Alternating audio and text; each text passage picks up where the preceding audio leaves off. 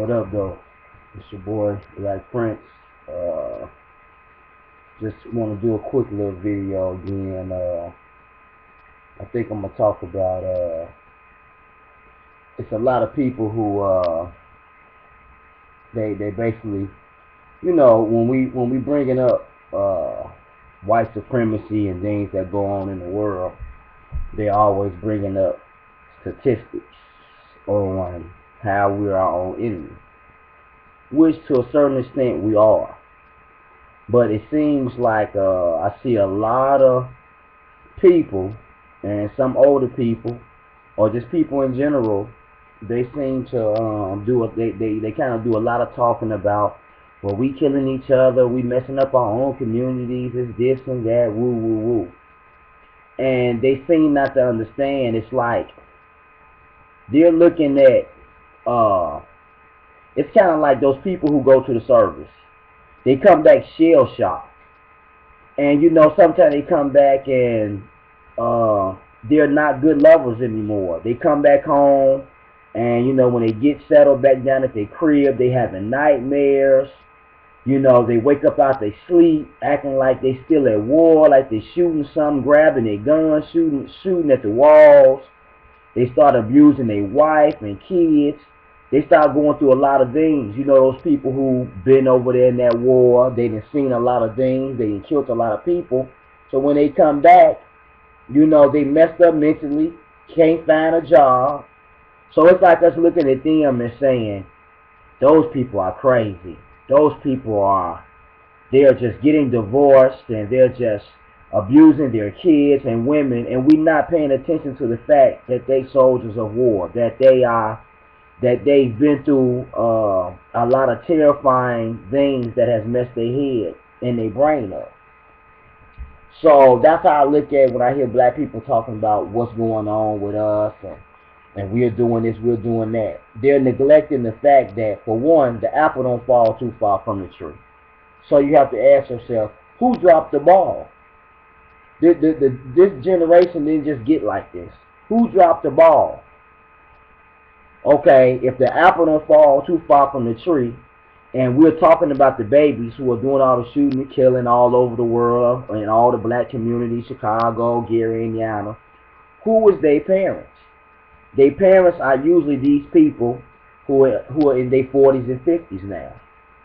You know what I mean? So, those people were basically babies during the time when the civil rights and a lot of the war stuff, a lot of the civil rights and a lot of the, the racial stuff was really going on. So we didn't just get like this overnight. So that means somebody dropped the ball, And one of the things that I think is messed up is integration messed us up. It really messed us up. I love Martin Luther King. A lot of things he did was great. He brought a lot of national attention to what was going on with black people by being nonviolent. That really made people look at the issues because they were being nonviolent. White people out there beating their ass, putting dogs and stuff on them. So that method that he got from Gandhi was a beautiful thing. But at the same time, it kind of made our people too docile. It made our people very docile, and this was the argument of Malcolm X, where he was saying anybody can sit in, anybody can sit down, an old lady can sit down. Now, I'm not finna compare the two and say who was wrong or right, because I felt like some of the stuff Martin Luther King did, it was still good. But when you look at the ass end of Martin Luther King's life, he said that I'm afraid that I basically ran my people into a burning house. That's what he said. So you ask yourself, what did he mean? He was basically saying that was just an intellectual way of saying I messed up, I fucked up. These white people is not going to treat us right. They're not going to give us anything. Then he made another speech where he said, ain't no civil rights going to do this for us. Ain't none of this stuff that's written down in books going to get us free. We're going to have to dig deep into the inner resources of our own soul to do this for us. He said, ain't nothing else going to do this for us.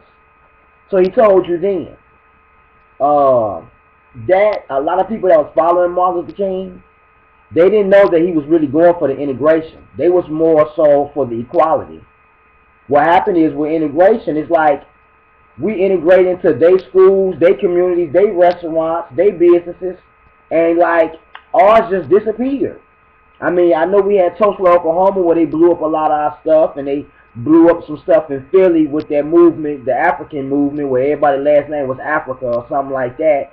I know we had communities and little stuff everywhere and stuff then, but and you know the white people blew that up. They riot, so don't let them tell you, oh, black people are the biggest rioters. How you think they took all our businesses and stuff from us? They blew that stuff up. They riot too. You know what I mean?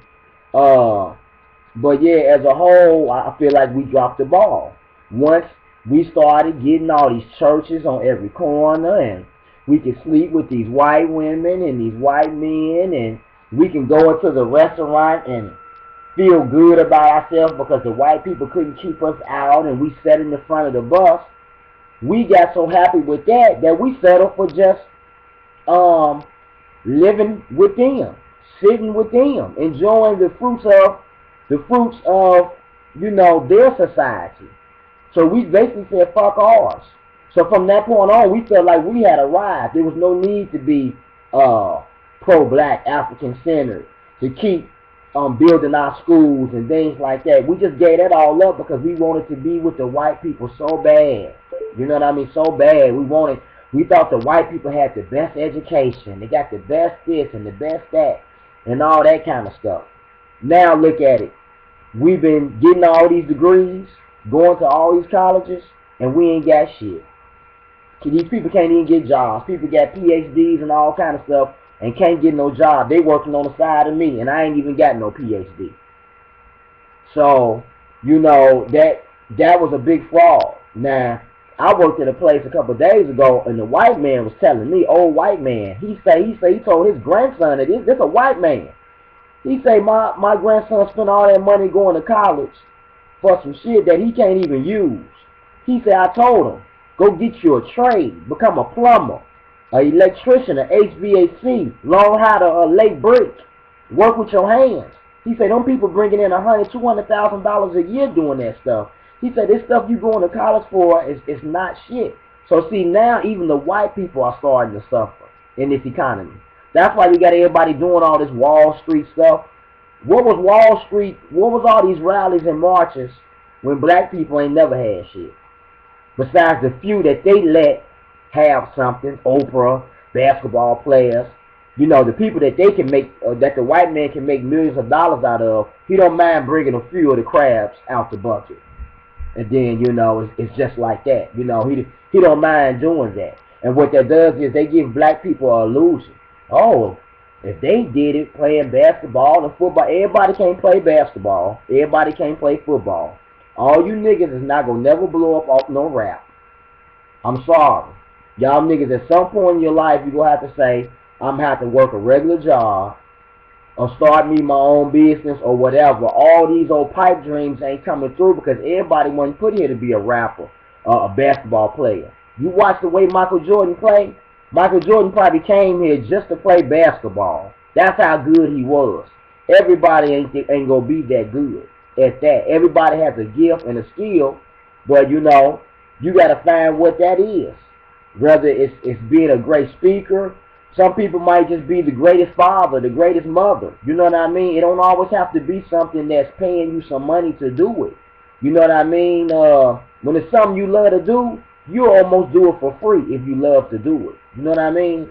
So, I'm saying, you can't keep blaming these babies. They don't know their history. We the only race of people that allow white people to teach our babies. I mean, do you think some Jews is going to let some regular Western white people, even though they all white people, but do you think he's going to let them teach his babies? You think the Chinese is going to let the white men teach their babies? You think the Jews or the Israelis is going to let the Iranians and the people in Iran and Iraq teach their babies and they enemies with each other for the most part? And these people are really almost the same race of people. They all the same race of people. Now, us and white people, we ain't got nothing in common. We still letting them teach our babies.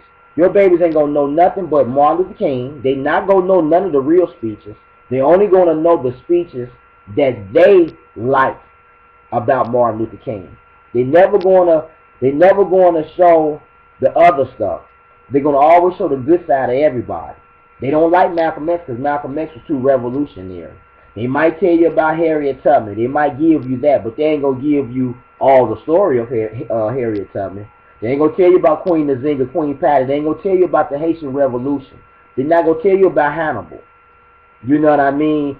Shaka Zulu and all these people who was really, who really was winning wars against these Europeans and Portuguese and all these different people. They're not going to tell you that. They're going to make you think that we always lost everything.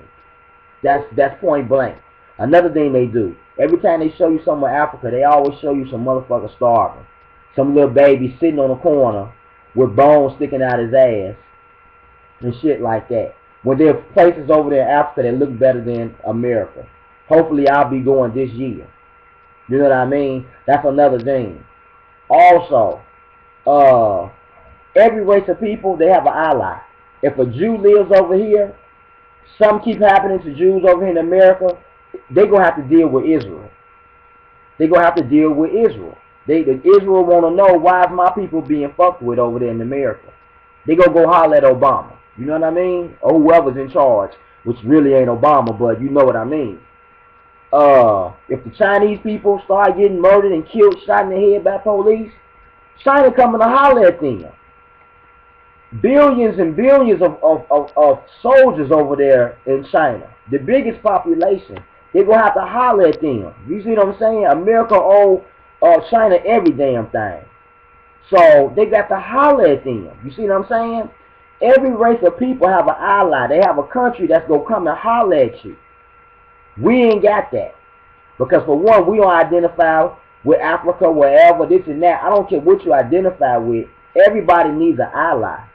Everybody needs that. You need somebody that's going to come holler at somebody when they messing with you. It's like when you go to school and you got a big brother or a big sister or a big cousin. You know, people know, if I mess with him, his brother gonna come holler at me. And see, so when you don't identify with no country or continent or whatever at all, you have no ties with that, that leaves you out here like a renegade, you know, like a refugee. That's what they called our people out there in New Orleans when they was out there after that flood and all that tornado and all that stuff. They was calling them refugees. You know what I mean? So we ain't got no ally. But what I'm saying is, if the babies don't know the history, have no lack of knowledge, if you're showing them white Jesus all the time, you're taking them to these coon-ass churches that ain't teaching you shit but the same old shit every damn Sunday, they ain't doing nothing but giving you some prosperity speech and stuff like that, telling you to wait till you get to heaven to get all your stuff, or pay me more money, put more money in the offering, and I'm going to bless you more abundantly, and God is going to give you more money 100-fold. Niggas ain't got that 100-fold back yet. There's people who atheists. The atheist communities, do the research. They got some of the most safest and healthiest communities and schools, and they're atheists. So people kill me making it seem like, oh, only their God and this and that gives blessings. My God gives me blessings. Man, people getting blessings in every religion. People is seeing miracles. People who worship Buddha, they claim they saw a miracle. Buddha takes care of them. Allah takes care of some people. Jesus takes care of the people. I'm saying is, none of these religions are doing nothing more spectacular than the other. And as far as Christianity with these churches, it's a church on every block in the black community. Why do we have the most murders and most mayhem going on? If this is God's house, and if there's one on every corner, then God's spirit should be floating so strong around the whole black community that it should be nothing but peace around here. But why is that not the case? These bums are sleeping right outside the church. If this is God's house, when the church service is over with, why they don't let the bums sleep in there? If that's God's house, how can you lock the door on God's people? Didn't Jesus come and for the poor, the weak, the needy? See, this stuff is a trick. This stuff is a game, dog. You know what I mean? So what I'm saying is, we got to stop blaming our youth. We got to start making our own businesses. We got to start spending our money with all these different races. People, stop blaming the babies when you know these babies, they mamas and daddies is crackheads. They daddy was molesting them. Ain't no money and food in the house. Mama screwing every nigga, that she see. Daddy gone. Half the time ain't no food in the dang gone house. I mean, all kind of stuff is going on with the black youth, man.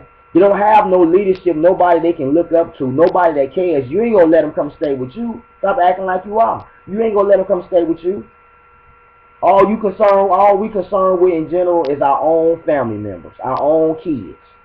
And then we wonder, that ain't the African way. That ain't how it was back in the day. Back in the day, anybody would tell you, hey, it's a little child, you ain't got nowhere to go, or your parents is messed up, you can come stay with me. I don't want you over there starving, not going to school, your mom and daddy on drugs. Now we see this stuff every day and we don't even help. So don't blame the youth when it's the older generations that fucked everybody up. They dropped the ball, point blank. But I'm gonna make a number two to this or whatever and finish what I was saying. But 13, I'm up out of here.